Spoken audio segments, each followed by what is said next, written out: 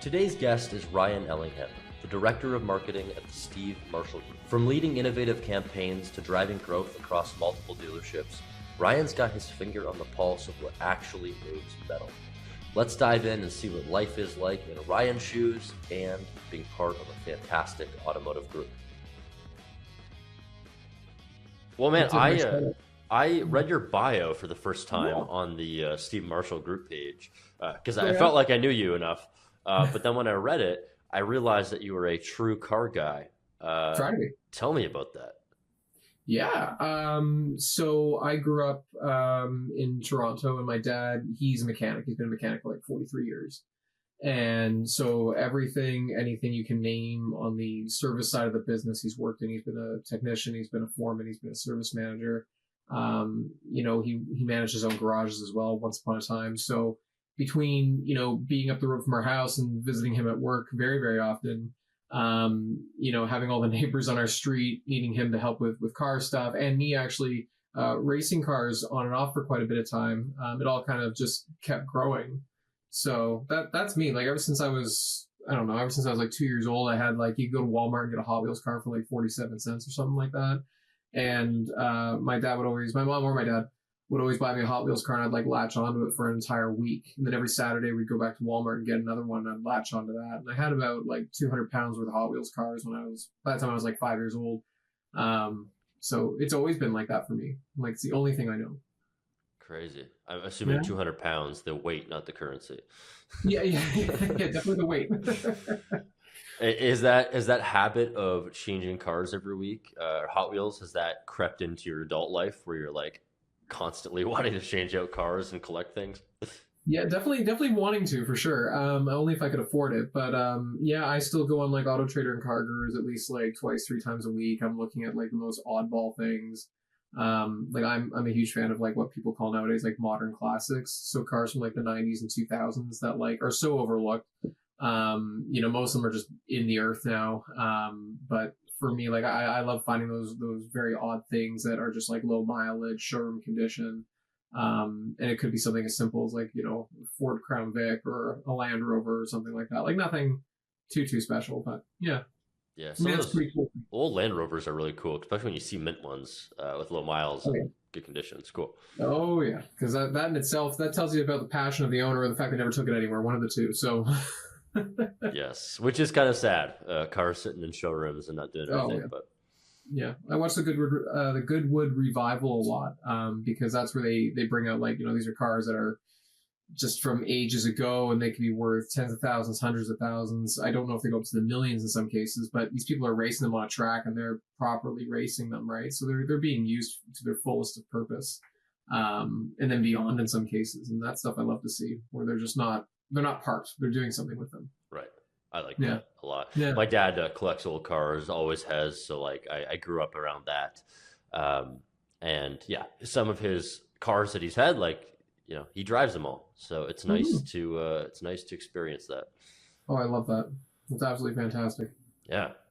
Cool, Ryan. Well, I mean, I already hit record. We're already into this episode. For the listeners out there, who's Ryan Ellingham? Yeah. Who is this guy?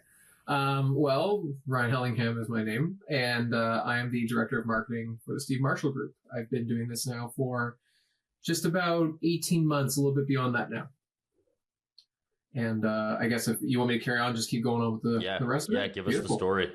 Beautiful. So yeah, I grew up as a car guy. Like I was it. I've been in automotive shops and dealerships my whole life. Even when I was in university, I still crept off to them once upon a time.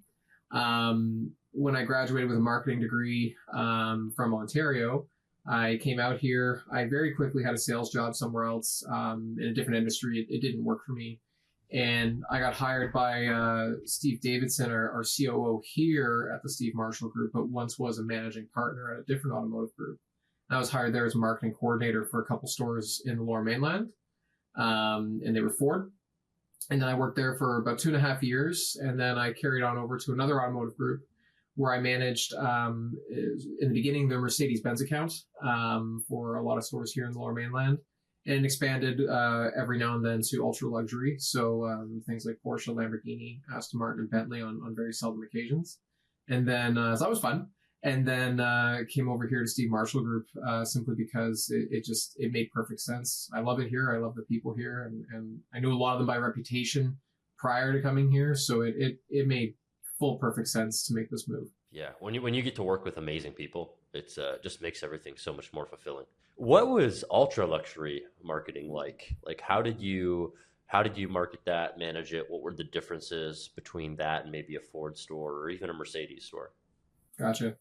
Well, that's a very good question. And I was involved with it with a colleague at a very trying time where, taxes upon taxes were laid upon these products. So more and more were you trying to sell an emotion, trying to sell a feeling over anything else. Because people who can afford that type of product, people who can afford to be in a long-term commitment to that kind of product, they don't just buy them full-heartedly, right? They buy them as a reward to themselves or something that they can certainly see themselves managing.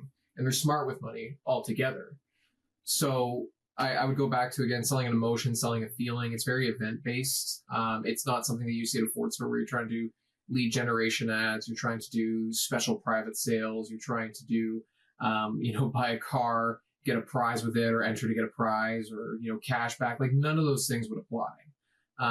Again, when you're in that echelon of product, you're really trying to sell the emotion, the feeling, the brand.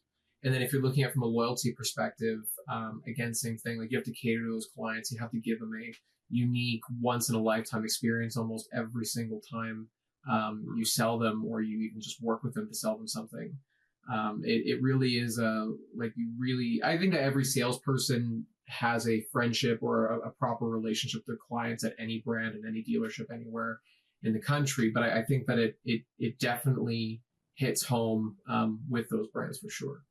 Okay, so taking those lessons from that super luxury market, have you brought any aspects of that experience in marketing to the Steve Marshall Group? Have you tried to get stores to implement things? It's a bit of an uphill battle for sure, and nothing against the group itself. Mm-hmm.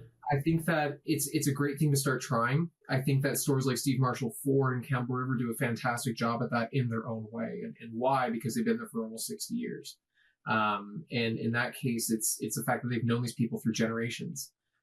They definitely get to know them on a personal level. They definitely get to know them as if they are family. So it's a different, environment. It's a different type of connection, but the root of it remains the same. So they do a very, very good job of that. And I think a lot of these dealerships we have in smaller towns, smaller markets, they all do a very, very good job at it. I think there's always opportunity though to find like that little bit of uniqueness to bring to the experience, that little extra bit of connection to bring to the experience. And that's something that just takes time.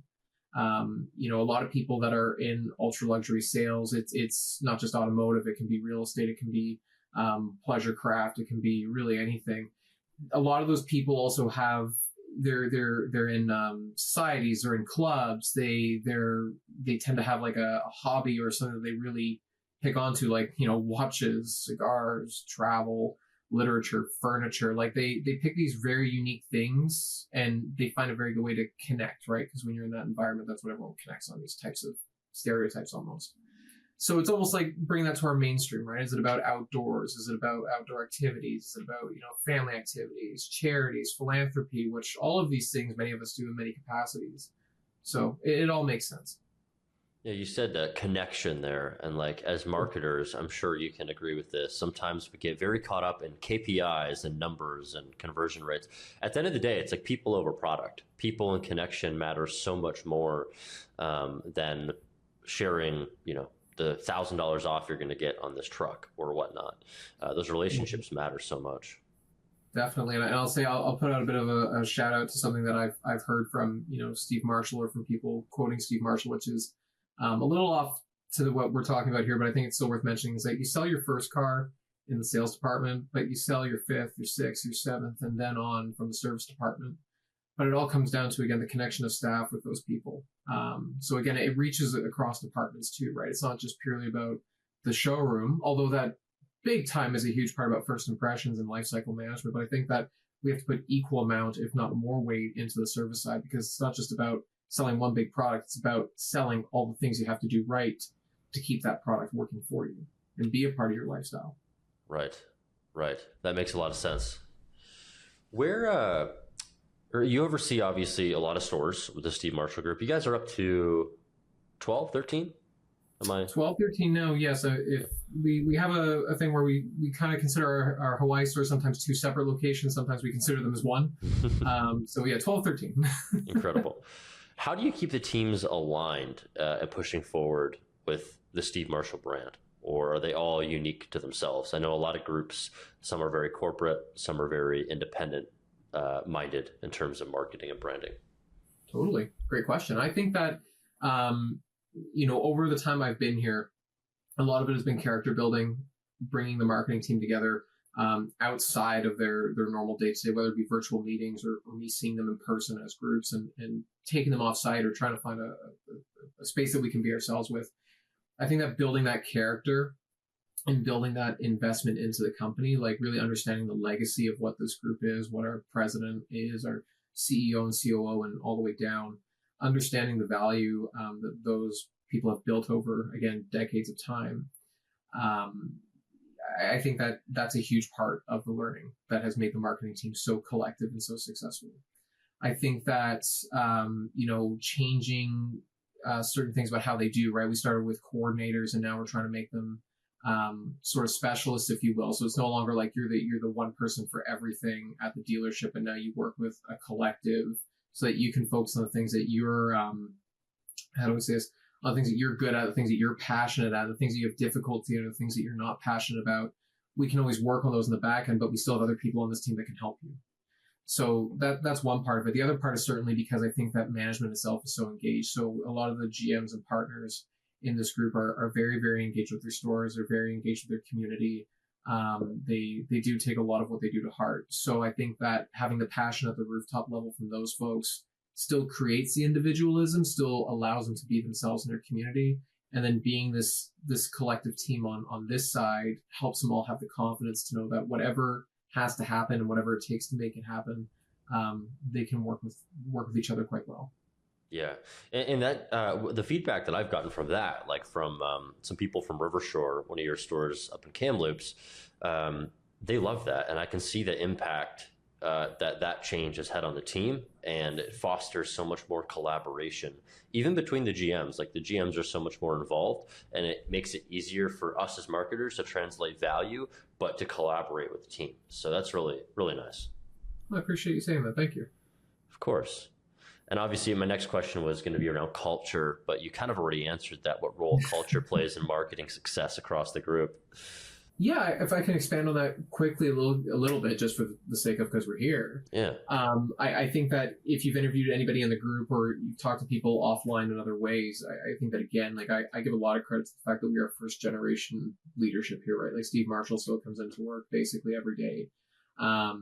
Carl has been working with him for many, many years and has taken a lot of Steve Marshall's leadership and has passed it down from his level as now CEO, and Steve Davidson, same thing. He's been here for lesser time, but he's known those guys for a very, very long time and understands them. I think Steve Davidson too, deep down, like those other guys, really values culture and community, right? So it's both, again, internal and external. And then as you meet more partners that join the group or more GMs that join the group, you really feel that they pick it up pretty quickly. If not, they've been chosen because they naturally have those same values too. Compared to where I've been and not knocking anywhere I've been before, I think that, they definitely talk about the community. They definitely talk about culture. But here it doesn't feel as much of a chore. It's a natural thing and it's a great thing. I give a lot of credit to those guys. That's amazing. And you see that in even the content, like you guys put out on LinkedIn and stuff. There's just so much more connection and it seems very genuine. It doesn't seem forced. So it's always cool to see. Oh, thank you. Yeah. What strategies in terms of marketing and advertising have actually driven real showroom traffic and sales lately? Maybe something that used to not work and works now, or vice versa. Yeah, I think that, I think the biggest thing right now is talking about, credits. Sorry, I should restart that. I would say talking about some stores do things like credit approval, right? Some people have used such strong language like we approve all credits. And then we learned that brings in a lot of traffic and we need to narrow it down to saying, we work with all credit situations. With the way the economy's been in the last 5 years, it's been up and down and in many cases, for a lot of people, a difficult time. And again, a vehicle is some people would argue a want, but I still argue it's a need. Everybody needs a vehicle in some way. So we find that people really need someone to give them the opportunity to learn about their situation and help them build through it, right? So you start with a small vehicle, and then you make your payments, you make a few bill payments, you work on that, and you keep upgrading throughout the way. So trying to find those opportunities with folks helps. I think another one that happened during COVID, and it still is relevant now for maybe a slightly different perspective, is things like equity mining. Really looking into your own database, whether you do that through your own DMS directly or you hire a vendor who can help you kind of beat the middle ground to make things a bit more visually appealing and direct. Looking for people who are coming up to the end of leases, coming up to the end of finances, or people who have bought cars cash, but by all the records we have, we can see they're in a good standing, like they are positive in the vehicle. Trying to find ways to move them into something else. So we get a high quality trade, they make a little bit of money, and they get themselves into a new vehicle. And then finally, because rates are dropping in many cases amongst OEMs, especially on the new car side, we certainly see opportunities where somebody got into a vehicle, 2-3 years ago at a rate that might be double, if not more, than what the advertised rate is now. So calling those people in and saying, hey, like, we're not going to promise you anything necessarily, but it's worth coming in and having a look at your trade. It looks like it's in good condition. Rates are down. The cost of borrowing is down. Therefore, you might get into the same vehicle for a similar payment, maybe slightly lower, maybe slightly higher, but wouldn't that be great to restart with something fresh? And it works very, very well. A lot of people do take to that. Yeah, absolutely. We've seen that across all of our clients. Like, it's definitely important to make that connection, get them in the store and talk numbers. With customer expectations evolving so fast, and pricing evolving so fast, especially with these tariffs, how are you guys adapting to meet those customer demands? It's an interesting challenge because still day by day, a lot of us are trying to figure out what's going on, trying to make sense of it, and of course, strategize and tack it the right way. I would say that, some dealerships like our NPV, our RV dealership, a lot of those buyers are typically folks who have a discretionary income or a large sum of savings that they were already prepared to make a large purchase for a trailer or an RV or something like that. Now that tariffs are coming along and they feel like that trailer that they really, really like, they see online, is going to go up by potentially, 5, 10, 20, 25%, God knows how much.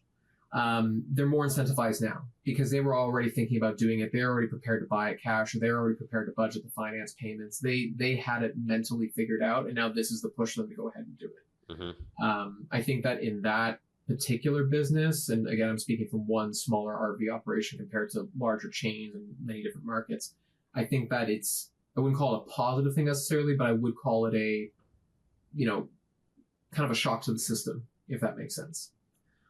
On the car business side itself, I think that OEMs are trying to be as smart as they can and come to the market still with aggressive offers. Like Ford has come around and they say things like, we're not doing tariffs on ground and incoming inventory. So they're painting the picture as though nothing's going to change in the near future, whereas other brands haven't really announced anything. And so it does create trepidatiousness with the in-market buyer. Mm-hmm. Nonetheless, to expand further, I think that our teams are definitely being coached very, very well from, managers and, from sales managers to general sales managers to general managers who have been in this industry for, 5, 10, 20 plus years, where, again, economic times were difficult, right? You rewind the clock to 2007, 2008, you rewind it back to the 90s where interest rates were way higher than we'd ever like to admit. They know what it takes to sell those types of things, to sell those types of people in a similar economic situation. So I think that there's a lot of legacy teaching, if you will, that comes with it. And the resilience of the car industry, like, it's always interesting to look back in history, the pandemic, mm-hmm. economy. I mean, new car sales go down, old car sales go up, values change. I mean, it's nothing that the industry hasn't been through before.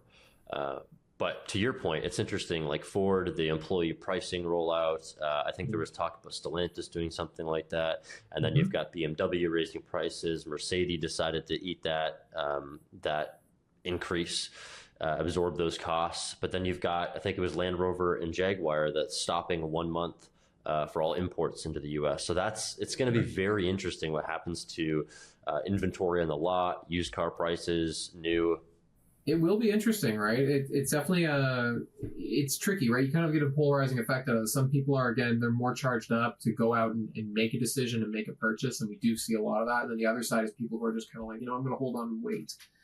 You don't really get a lot of middle ground right now on that. So there's definitely people who are uncertainty avoidant, and then there's people who are just like, you know what, I need it, I want it, I can do it, I'm going to go do it now. Yeah. Interviewed Joel Corshane, which is one of our previous episodes. Mm-hmm.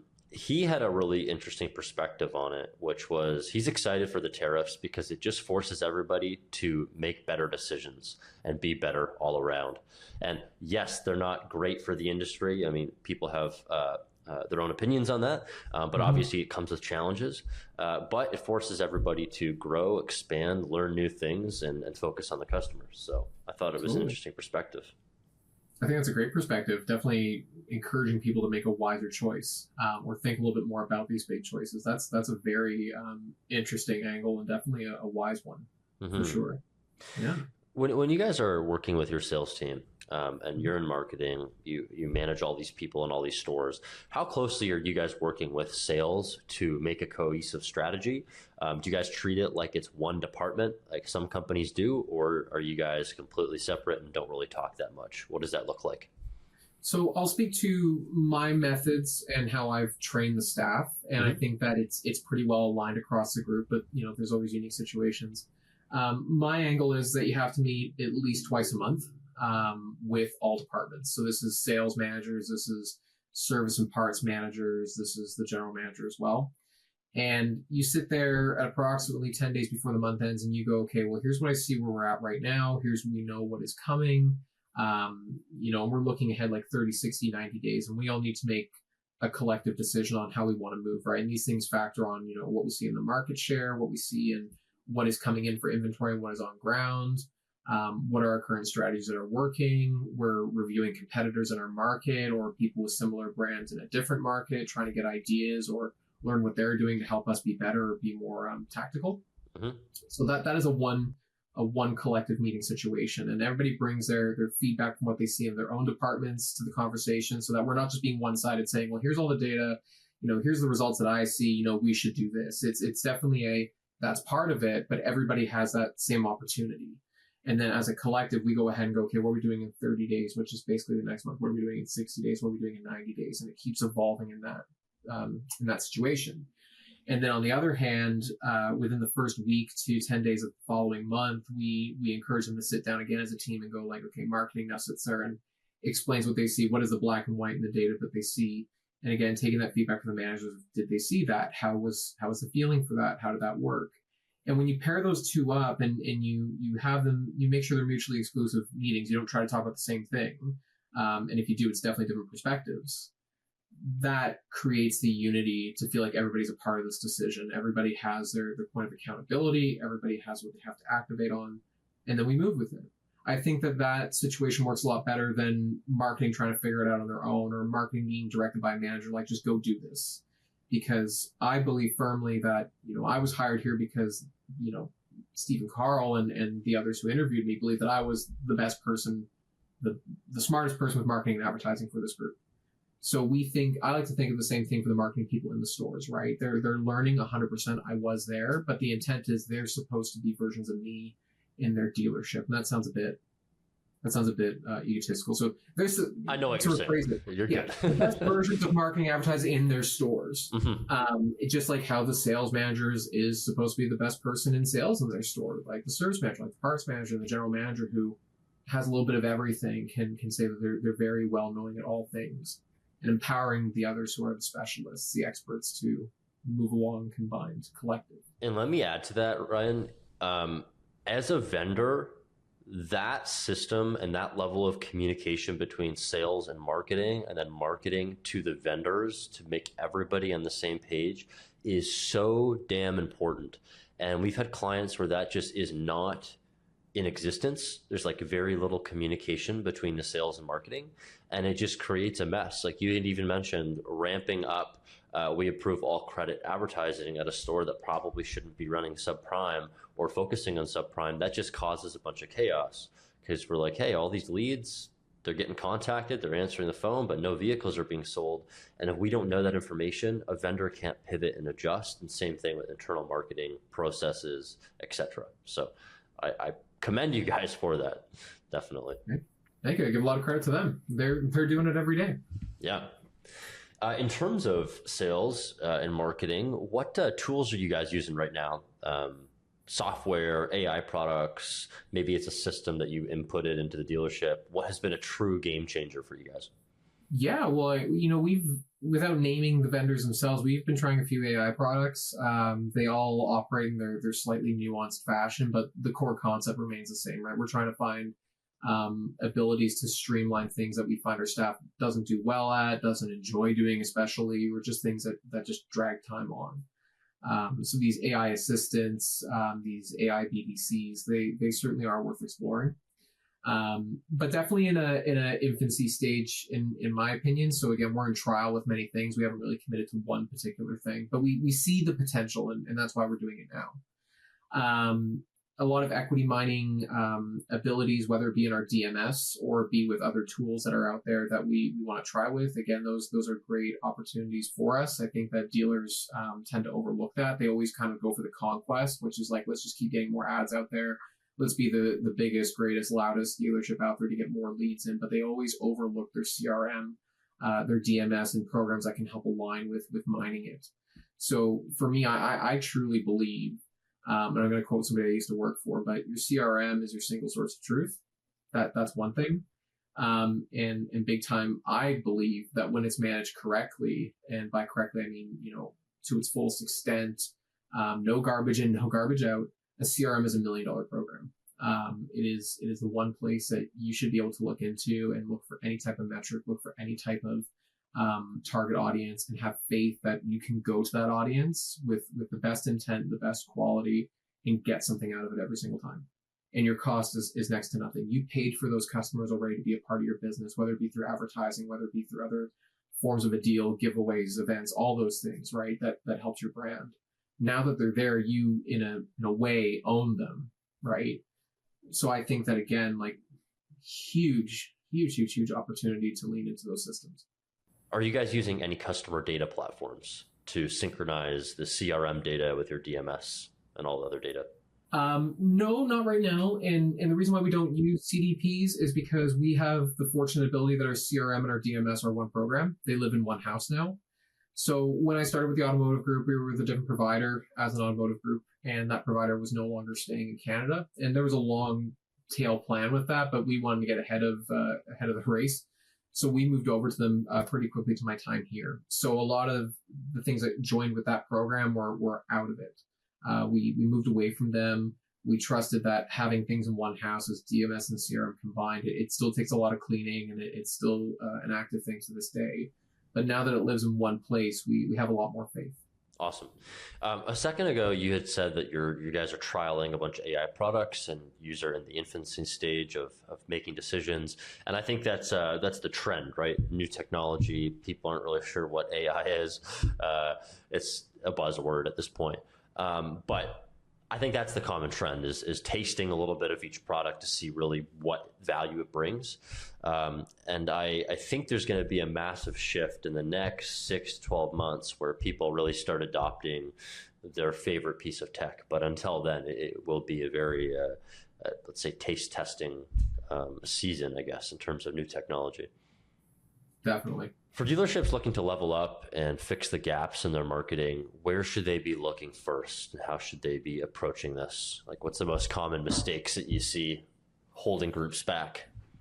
Totally. I think that in many ways, it's just about the data, right? It's sometimes analysis paralysis. There's just too many things coming to people who don't understand it or don't want to understand it. They just want to go, how much did this cost me and how many deals did I get out of it? And that's the end of it, right? And that's certainly a great barometer, but there is more to it. So I think that as one word, data is the situation here. I think that, you need somebody in-house, if not at least, 1 or 2 people who are both from a marketing and advertising perspective and potentially from a business development perspective, where they can see in motion, what are they doing, what's coming in from it, and break it down in a digestible format to go like, this is my this is how many impressions I get from an ad. This is how much reach you get from that ad. This is how many leads and how many sales you got from that ad. At the same time, you need people to understand that not everything we do is lead oriented, which is, again, something that people really hone into. Just as well as I do, there's things that are about, brand awareness. There are things about just being in the consideration space. So again, these things are not made to drive leads to your business. They're made to drive eyeballs to your business. So I think that, again, those things can be overlooked, right? I hope that, sorry. 100%. Yeah. Yeah, no, I absolutely. Like, people don't see it as a funnel. And that brand awareness is so important to bring eyeballs into the business to then take the next stage and see something that resonates with them, whether that's an offer, whether that's the culture inside the business, the brand, like all these things add up. But without those eyeballs, you don't get the sale. So that's really important. 100%. And I'll add to that with the funnel, because I love talking about the subject, is that we always stop. We think the funnel ends right when we get the deal. But we don't realize below it, or at the very true bottom part of it, is about, it's about loyalty, retention, it's about advocacy. So people, spreading word of mouth about their experience with you. We obviously aim for positive every single time, but, negative is just as impactful, if not more, right? So again, going from the topic of awareness all the way through to a sale, all the way through to how do we retain those people and make them say great things about us. It's a huge thing. And again, it's natural in sales. We always look at the lead generation side and the results of the lead generation, but there's so much more on both ends of that that are often overlooked.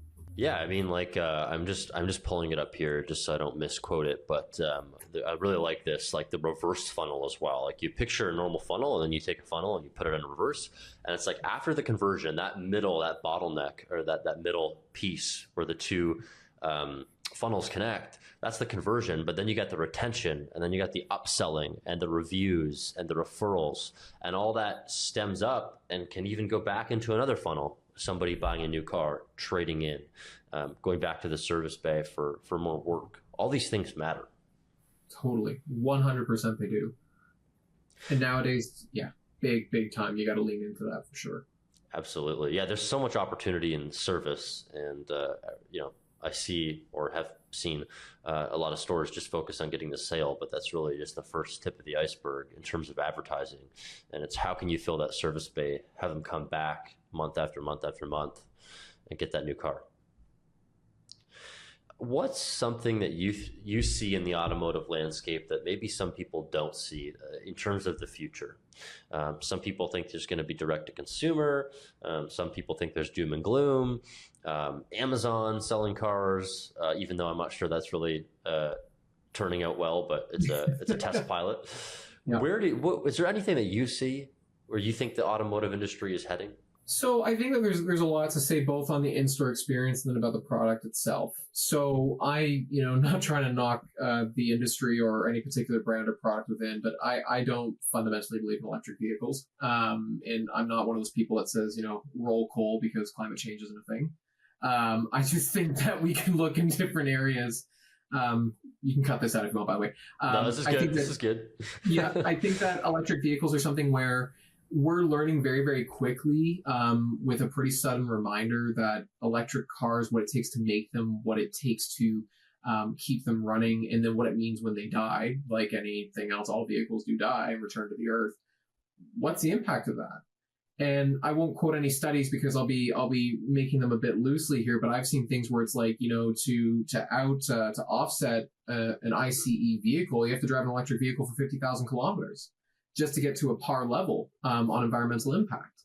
So it's one of those things where I think it's great that we're learning and we're potentially looking for alternative fuel sources or looking for alternative ways to manage the current sources that we have. Because again, it's something where, we see all those stock things on the news where it shows a rusty old tailpipe and black smoke coming out. It's like, that's bad. Look at this car. It doesn't have one of those. That's good. But then it's like, well, what does it take to make that car? What does it take to operate that car?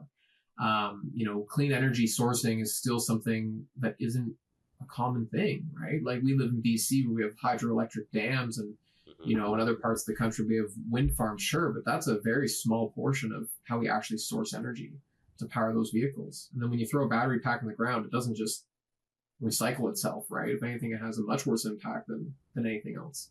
Yeah. Anyway, I digress. No, that's good. I think that the other part is that I think that, to the point you said about like direct to consumer, naming Tesla, and I know it's a bit of a political word these days, but being an environment where you have just people who are product experts, they don't necessarily work in a sales oriented way, they just work in an education way. You make your deposit online, you buy your car online, like they can't sell you anything. They just deliver you the car, give you a test drive, that's it. I think that model worked for them because they were kind of the innovator of that business model, and that made them exciting. That made them unique, and a lot of people of a younger generation, especially, enjoyed that because you and I are both young. We know that sometimes we like to cut out as much interaction as we can. We just get to it and move on because we know how to do our research. We know how to make the best of it. I still think that I'm a bit of an old soul myself, and there are people who are plenty older than me who still value a connection, value a relationship, value the experience of going into a dealership and hanging out with their sales rep, getting to know the product and trust their sales rep, the negotiation, and then of course the delivery itself, and then what happens after the fact. So I still think there's a lot of value in that business model. I don't think it's going to go anywhere as much as some people believe.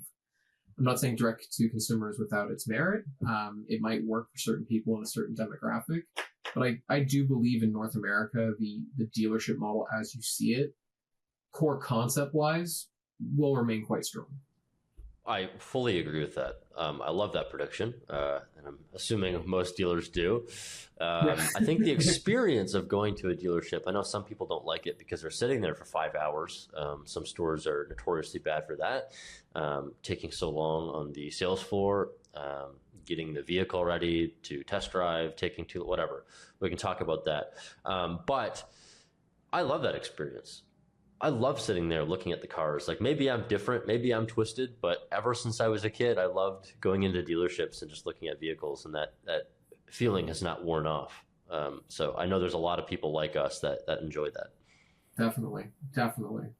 Going back to the EV, I know we don't want to beat a dead horse here, but even now with AI, how much energy an AI query in ChatGPT uses is insane. I don't know if you've looked into the numbers. We don't have somebody looking this up for us here, but go do your research on it. It is insane the amount of energy that AI takes. Obviously, there's these huge developments now to get energy for this technology, but stacking on EVs that we have a grid that can't handle it across North America, and Texas as an example, and California, all these places can't handle it. And if we're pushed into that as well as AI, I mean, we've got a serious bottleneck here. Well, and if I can add to that one more point, I learned this both from firsthand experience, and I looked into it because I just tend to go down these rabbit holes, which is the weight of an electric vehicle. I had an opportunity with a previous place with previous relationships where we could put vehicles on a plinth that were basically like a pad that floated above a pond.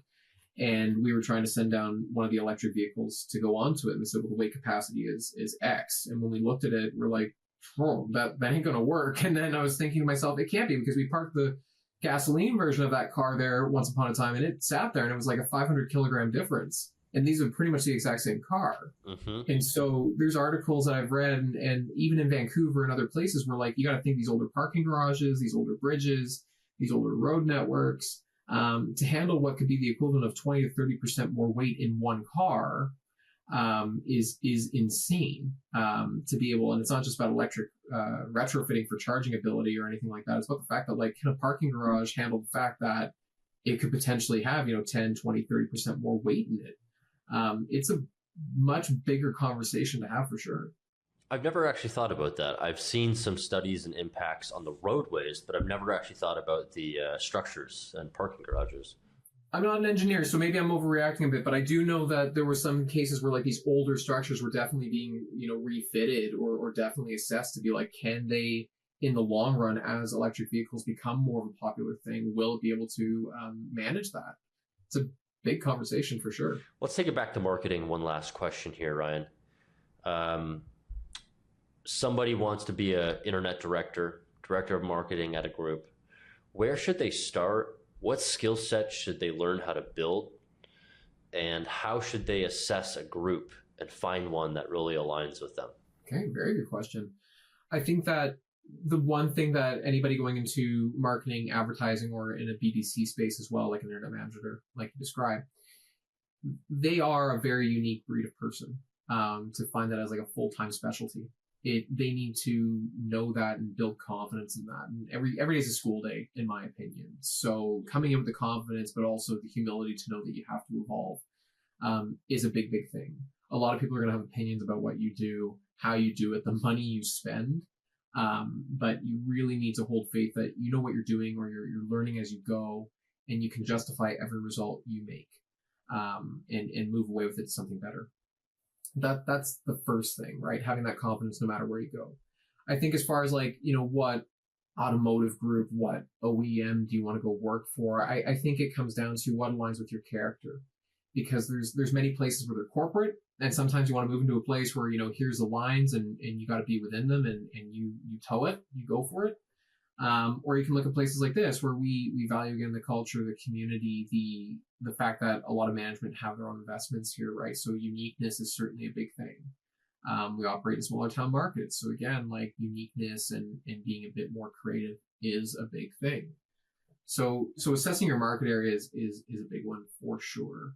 The skill sets, I would say, is you really need to be outward. You need to be a bit of an extrovert. I think that you need to find this balance where you can be the light in the room. When you walk into it, people recognize that. But at the same time, carrying a good amount of reason, carrying enough of like, I can follow data, I can analyze it and talk about it, right? You're not kind of going off into space. So kind of like, here we do a bit of a color band test. Some people might know what I'm talking about. Some people won't, but Yeah. I'm a green, like I actually am a green, which is analytical. I'm the person that when you talk to me, I kind of sit there and stare at you. And some people are a bit off put by that, but that's because I'm retaining everything. I'm taking everything in for the moment. And then I go away and I make something of it. Or if I can't think on the fly, I will. And then I come back with a structured plan, a structured way of managing that situation. The orange part, is something where, that's more of like every salesperson you've ever met, every general manager you've ever met. It's about organized chaos. It's about being energetic, being like off the ceiling sometimes. And so I wear the orange band, not because I naturally am one, but because I want to be more like one. Interesting. Because I think that it would be good to find the best of both worlds there, right? And be a bit dynamic in every situation. Because if I just spout data and what I know and what I'm good at somebody who's a pure orange, they're just going to look at me like I'm growing a second and third head. Whereas if I know how to kind of hit them between the eyes, as they like to say, and at the same time bring very informative language, then it works. So definitely carry that. I can relate to that entirely, right? Because as a marketer, we're focusing on the numbers, the data, but to have that other skill set is so important. To even just communicate to those individuals, right, and show the value and help making decisions. But yeah, I love it. Ryan, that was actually going to be my last question. I do have one more, and this is probably the most important question I've asked on this of all episodes. So you'll be episode 15. This is the most important question. Your wallet is too fat to put in your back pocket, all right? It's so big, you have an unlimited budget, but you only got 3 spots in your garage. What are you driving? Okay. There's so much that it's hard to answer the question, but I'm going to go off of what just immediately comes to mind. So for me, Bentley Continental GT. Interesting. People probably won't like me, but I prefer W12. So that's like the worst for the environment, but 12 cylinders all the way. So Bentley Continental GT Speed, or GT W12. Ferrari 575. I think it's a beautiful car. I would absolutely, that's probably my favorite Ferrari ever made. And then, there's a bit of a debate on a few others in my mind, but if I was thinking like what's an everyday car for me, it would be a... Oh, sorry, you've got the everyday car figured out. This is just the dream garage. This is just the big stuff, okay. Yeah. What would I do as another one? I think I would go for, drum roll, I would do a Mercedes S-Class S600. Okay. Again, a V12 sedan, love those things. They're completely impractical, but I just love them. They ride well. They look amazing. Any generation, particularly the W222 generation, I love. Incredible. Those are some solid picks. I wasn't expecting those. I love it. That's great. Thank you. What about you? I'm curious. This could be off script. I'm curious. What would you do? Yeah, I'm a huge Porsche fan. Like I love the Okay. classics. I love the new stuff. But I would either do a 993 turbo or a Okay. 992 turbo S. Okay. This GT3 behind me is an inspiration, but turbo S is probably my favorite. Yeah. Uh, Ultimate hypercar is an SP3 Daytona, like Jeez. Ferrari, like the ultimate. I would do anything for that. Yeah. And then to throw a curveball, it would be a Ferrari Dino. Oh wow. I think Okay. it's one of the most beautiful cars ever made. So that Yeah. would probably be it. Yeah. Ryan, thank you for coming on today. I appreciate your time and your wisdom. It's always a pleasure chatting with you and learning from someone like yourself. Well, thank you, Braden. I really appreciate it. It's always great to catch up and talk, and I think this is a great thing you're doing with this podcast.